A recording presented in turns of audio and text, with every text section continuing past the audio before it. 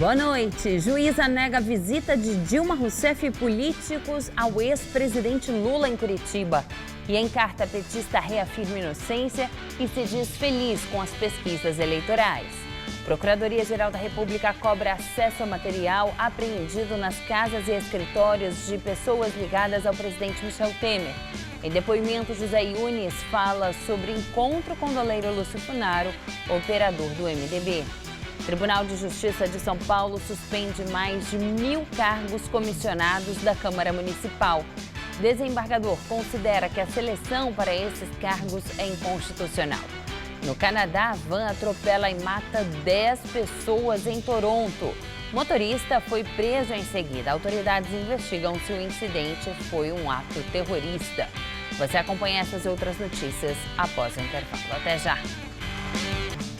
A Cracolândia foi palco de mais uma confusão. Foi a segunda em menos de 15 dias. O tumulto começou depois da retirada de barracas para limpeza de ruas na região, no centro de São Paulo. Nesta tarde, a polícia pareceu ter reforçado a segurança no entorno dos prédios construídos ao lado da Praça Júlio Prestes, na Luz. De madrugada, houve confusão, mais uma. Os tumultos na Cracolândia geralmente ocorrem no momento em que a Guarda Municipal faz a retirada das barracas montadas pelos usuários de drogas para a operação de limpeza das ruas. Essas imagens mostram os tapumes que cercam os prédios, danificados e arrancados em alguns pontos. 4 torres foram invadidas, 3 ainda estão em obras. A construtora responsável diz que houve vandalismo e que está avaliando os danos. Os invasores foram retirados pelos seguranças da obra. Quando amanheceu, mais confusão. Dependentes químicos arrastaram um carro para o meio da rua e atearam fogo. À tarde, a carcaça permanecia no local e a proteção que cerca os prédios já tinha sido consertada. Os edifícios fazem parte da chamada PPP da habitação, que visa oferecer moradia de interesse social. A ideia é que a maior parte dos imóveis populares seja financiada para quem já trabalha no centro. A primeira torre já foi inclusive inaugurada numa cerimônia no fim de março, com a presença do governador Geraldo Alckmin e do prefeito João Dória, poucos dias antes de eles renunciarem aos cargos.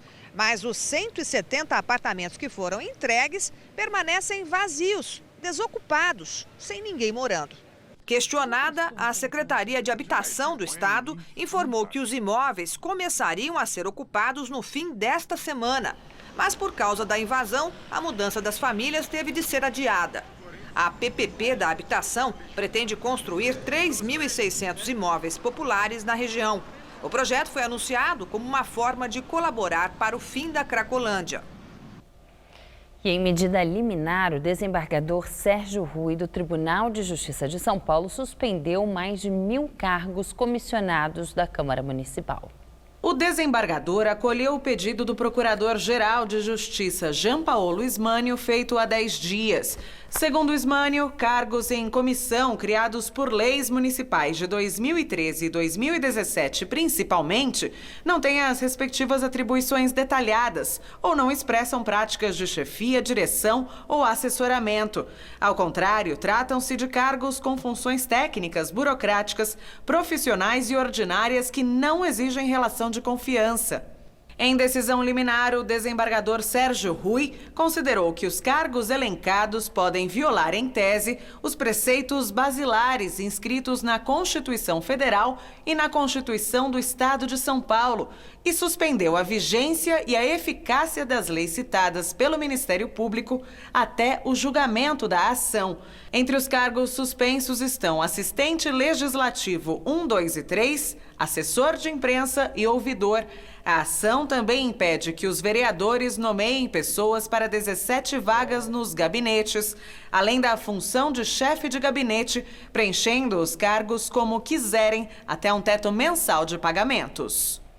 A Controladoria do Município de São Paulo, órgão ligado à Prefeitura, responsável por fiscalizar o uso do dinheiro público, apura superfaturamento em 73 eventos esportivos. Eles teriam sido comandados por 18 vereadores da base aliada do governo na Câmara. As fraudes ultrapassam 11 milhões de reais. A Controladoria Geral do município está investigando contratos firmados no segundo semestre do ano passado de eventos esportivos pagos com dinheiro público por meio de emendas parlamentares. A suspeita é de superfaturamento e também da compra de itens que foram pagos, mas não foram entregues. A suposta fraude envolve emendas de 18 vereadores, que somam 11 milhões e meio de reais. Esse dinheiro foi repassado a 33 entidades conveniadas com a prefeitura por indicação dos vereadores. Bem, a Secretaria de Esportes do município informou que mudou o trâmite de fiscalização depois dessa suspeita e já conseguiu evitar o repasse de 500 mil reais. O relatório final da Controladoria Geral do município vai ser enviado ao Ministério Público Estadual. O ministro Celso de Mello, do Supremo Tribunal Federal, liberou hoje para julgamento na segunda turma a ação penal da Operação Lava Jato contra o deputado federal Nelson Meurer, do PP do Paraná. Essa é a primeira ação da Lava Jato que vai a julgamento no STF e a primeira que pode levar à condenação de um político com foro privilegiado. Meurer é acusado de envolvimento em fraudes na Petrobras. Ele nega ter cometido qualquer crime. A Procuradoria-Geral da República cobra acesso a parte do material apreendido pela Polícia Federal em maio do ano passado nas casas e escritórios de pessoas ligadas ao presidente Michel Temer. A procuradora Raquel Dodge cobrou o material que está em poder da PF através de um ofício enviado ao ministro do Supremo Tribunal Federal, Edson Fachin.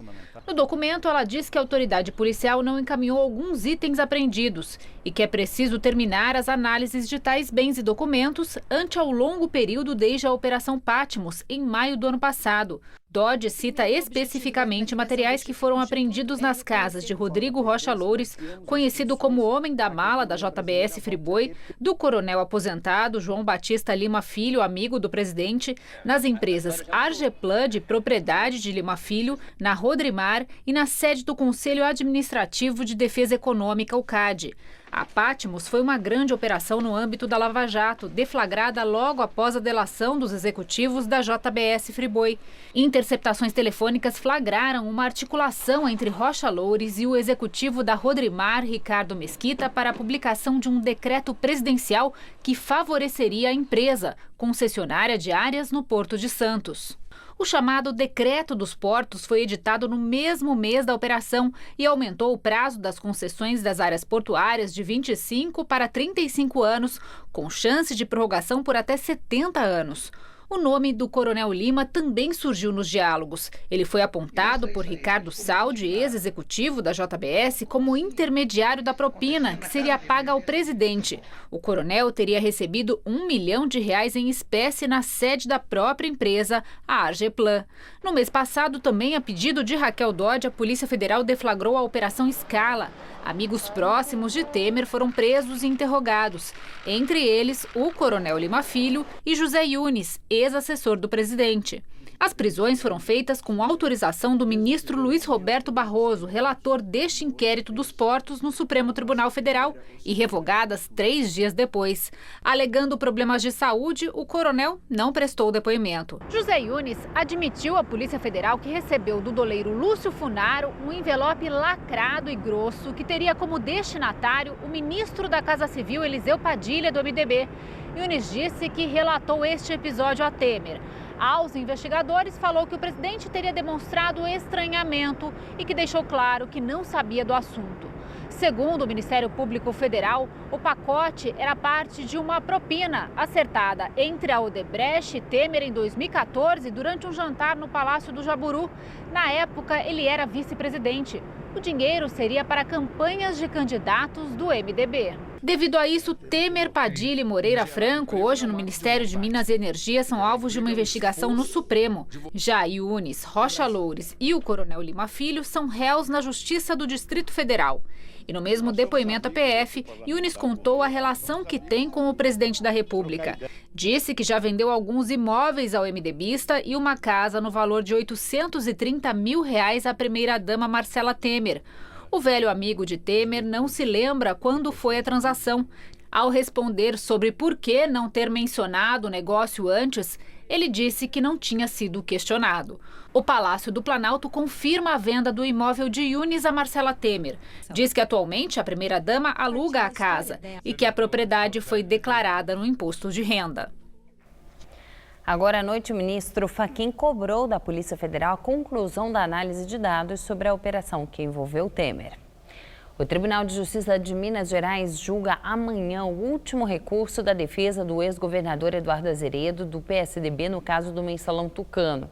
Ele foi condenado no ano passado a 20 anos e 10 meses de cadeia por peculato e lavagem de dinheiro. Caso o recurso seja negado, Azeredo pode ser preso ainda este mês. A campanha de vacinação contra a gripe começou hoje em todo o país. O mutirão vai até o dia 1º de junho. Por enquanto, serão vacinados os grupos prioritários: idosos, gestantes e portadores de doenças crônicas. Dona Maria tem 85 anos e diz que há anos não pega gripe. Desde que eu comecei a tomar, nunca mais eu tive gripe. Assim como ela, outras pessoas acima de 60 anos compareceram a esse posto de saúde de Pinheiros, na zona oeste da capital. De hoje até o dia 2 de maio, além dos idosos, serão imunizados trabalhadores da área da saúde e indígenas. A partir de 2 de maio, entram as crianças de 6 meses a 5 anos, gestantes e puérperas com até 45 dias após o parto. No dia 9 de maio, serão incluídos pacientes com doenças crônicas e professores. E a partir do dia 12 de maio, a população em geral. Eu trabalho na área de saúde, eu sei as consequências da gripe, né? As doses são do tipo trivalente e protegem contra 3 variações do vírus da gripe, o influenza B e 2 subtipos do influenza A, o já conhecido H1N1 e uma nova linhagem batizada de H3N2. Esta variação já circula no hemisfério norte, onde já infectou 47 mil pessoas só nos Estados Unidos. Durante o lançamento da campanha, o ministro da Saúde, Gilberto Ock, disse que não existe possibilidade de um surto do H3N2 aqui no Brasil. De 392 casos de gripe já registrados no país esse ano, 93 pessoas foram infectadas por esta nova variação do vírus. 15 pessoas morreram, sendo 4 em São Paulo. A partir de setembro, o Instituto Butantan providencia já, com a cepa que ocorreu nesse outro hemisfério, já uma vacina protegendo o vírus que lá circulou. Então nós temos aqui uma proteção maior de toda esse vírus que aconteceu, por isso essa vacina é trivalente. O governo federal também garante que não vão faltar doses, já que o Instituto Butantan em São Paulo, que distribui as vacinas para o país, produziu 60 milhões de doses, acima da meta de 54 milhões de pessoas. O problema nesse primeiro dia para algumas pessoas foi a demora. Teve gente que ficou mais de 1 hora na fila do posto de saúde de Pinheiros. Ser idoso, a gente não deveria ter ficado na fila, né? Justiça não aprova o pedido de deputados e da ex-presidente Dilma Rousseff para visitar Lula em Curitiba. A juíza responsável se baseou na Lei de Execução Penal. Em carta dirigida ao PT, o ex-presidente preso reafirma a inocência e diz que está feliz com os resultados das pesquisas eleitorais. A decisão de vetar as visitas é da juíza Carolina Lebos, responsável pela execução penal do ex-presidente no Paraná. Além de Dilma Rousseff, queriam se encontrar com Lula na Superintendência da Polícia Federal, o pré-candidato do PDT à presidência Ciro Gomes, o ex-ministro Carlos Lupe, o vereador petista Eduardo Suplicy, a presidente do PT, senadora Gleisi Hoffmann, e uma comissão externa da Câmara, formada por deputados da oposição. Os parlamentares queriam vistoriar a sala onde Lula está preso. Na decisão, a juíza diz que o alargamento das possibilidades de visitas a um detento poderia prejudicar a garantia do direito de visitação dos demais presos. Já sobre o impedimento da comissão externa da Câmara, a magistrada ressaltou que jamais chegou ao conhecimento dela a informação de violação a direitos de pessoas que estão presas na Superintendência da PF em Curitiba. E destacou ainda que Lula está em uma sala de Estado Maior, separado dos demais presos, sem qualquer risco para a integridade moral ou física dele. Na semana passada, senadores da Comissão de Direitos Humanos estiveram em Curitiba e relataram que Lula estava bem. E hoje, a presidente do PT, durante uma reunião da executiva da legenda na capital paranaense, leu uma carta do ex-presidente. No texto, o petista diz estar feliz com a pesquisa de intenção de voto, que mostra que, mesmo preso, ele continua liderando a disputa presidencial. Se disse, mais uma vez, inocente e que quer a liberdade. Tem insinuações que, se eu não for candidato, se eu não tiver holofote, se eu não falar contra a condenação, será mais fácil a votação a meu favor. Querida Gleice, a Suprema Corte não tem que me absolver porque sou candidato, porque vou ficar bonzinho. Ela tem que votar porque sou inocente e também para recuperar o papel constitucional. Na decisão, a juíza Carolina Lebos lembra que, segundo a Lei de Execuções Penais, as visitas de familiares têm prioridade em benefício da ressocialização do preso. Também está assegurado o direito semanal à visitação de amigos em dias e horários pré-estabelecidos e que somente os advogados têm acesso diário ao preso. E o ministro Edson Fachin mandou o recurso do ex-presidente Lula para julgamento da segunda turma do Supremo Tribunal Federal. A defesa questiona a prisão do petista antes de esgotados recursos de Lula no Tribunal Regional Federal da 4ª Região em Porto Alegre. No dia da prisão, Fachin negou o pedido dos advogados. O ministro destacou que a existência de embargos de declaração pendentes não impedia a execução da pena. A defesa recorreu e agora o caso será analisado no plenário virtual, que é uma plataforma interna do STF. E agora o comentário de Josias de Souza, direto de Brasília. O esforço para politizar a prisão de Lula estimula a suspeita de que o PT, cansado de se apresentar à sociedade como um partido, esteja tentando se transformar numa seita. O petismo trata Lula como divindade e os executores de sua pena como agentes de uma neo-inquisição. A juíza Carolina Lebos negou o pedido de visita de mais de uma dezena de políticos a Lula. Só parentes e advogados têm livre acesso. Assim é com todos os demais presos na PF de Curitiba. Mas o PT trata a decisão como heresia, um atentado à democracia. O PT finge que não notou, mas quem está preso em Curitiba não é um ex-presidente ou um futuro candidato. Foi em cana um cidadão igual a todos os demais. O que distingue Lula no momento é a condenação por corrupção.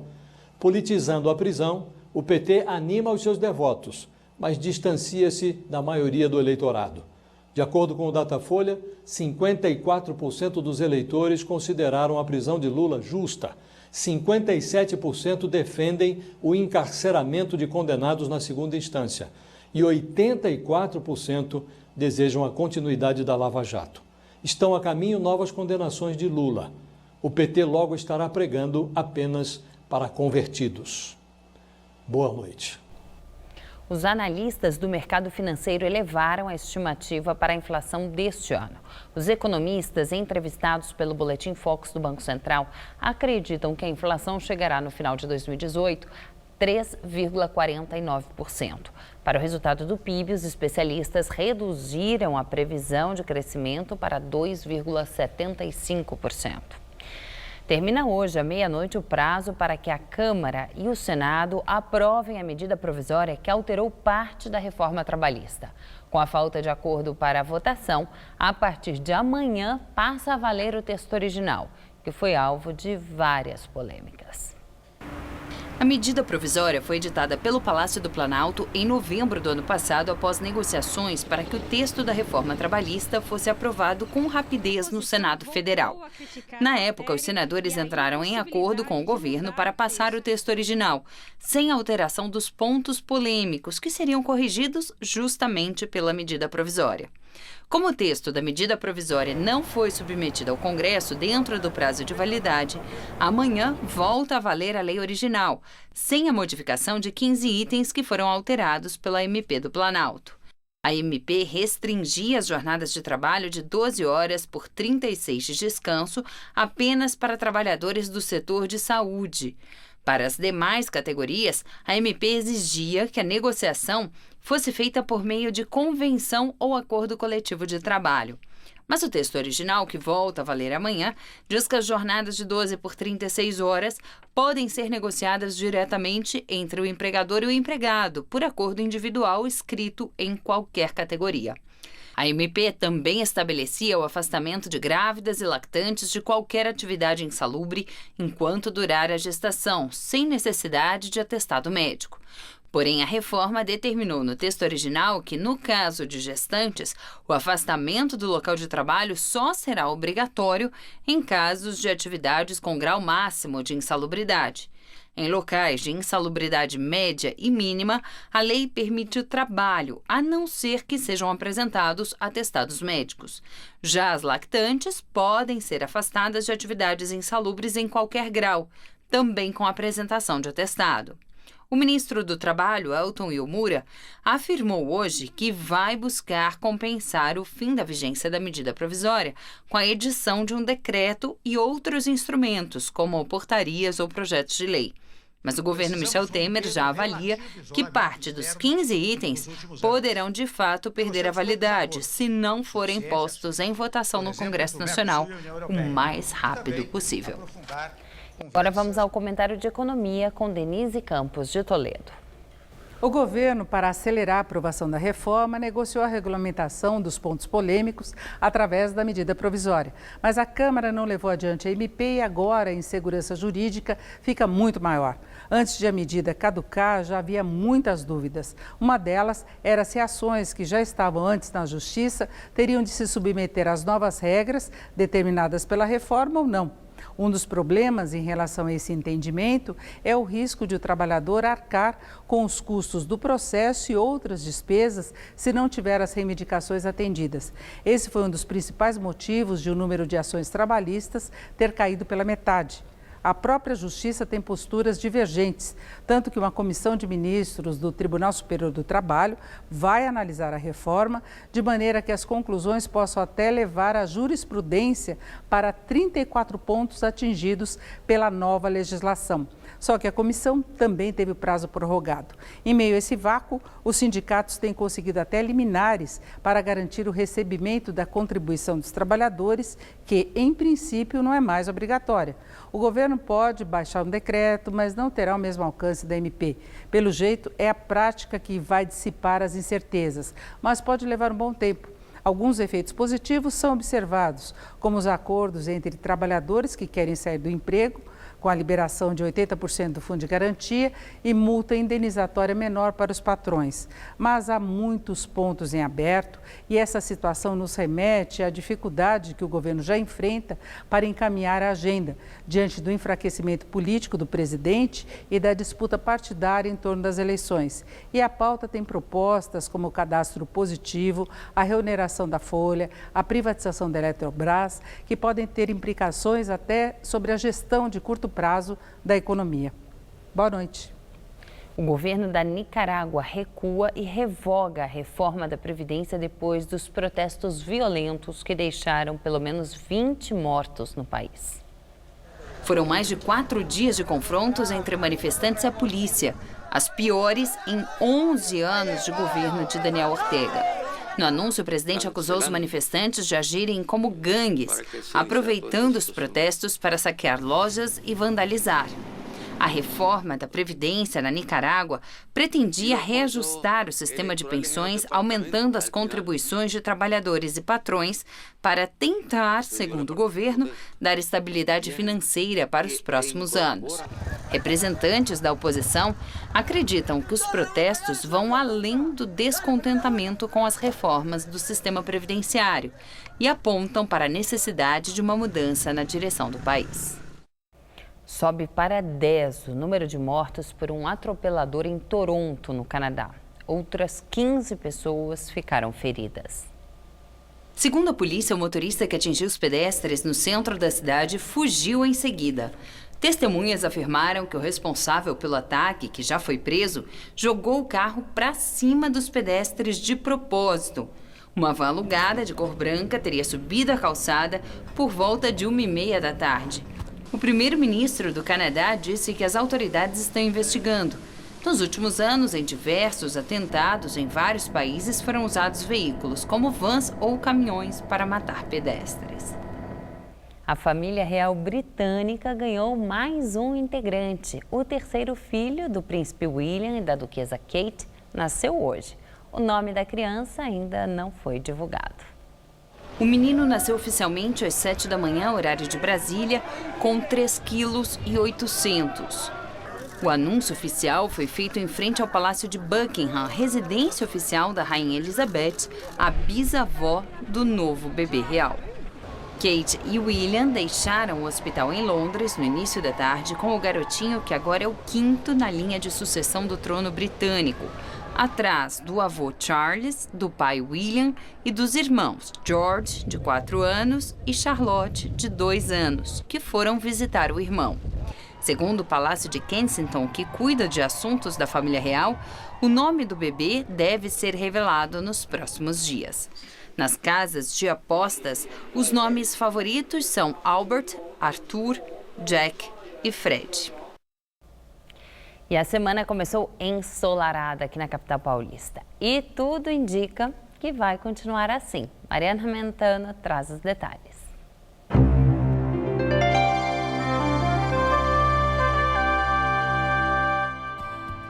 O ar seco vai continuar predominando aqui em São Paulo durante toda a semana e não chove nenhuma gota.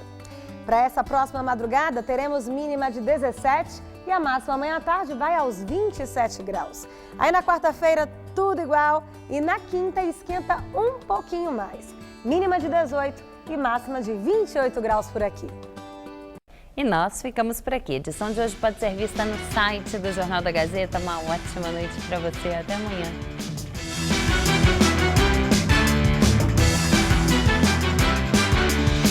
Confira os principais fatos da semana no Revista da Cidade desta terça, 9h30 da manhã. Assista agora, todo seu.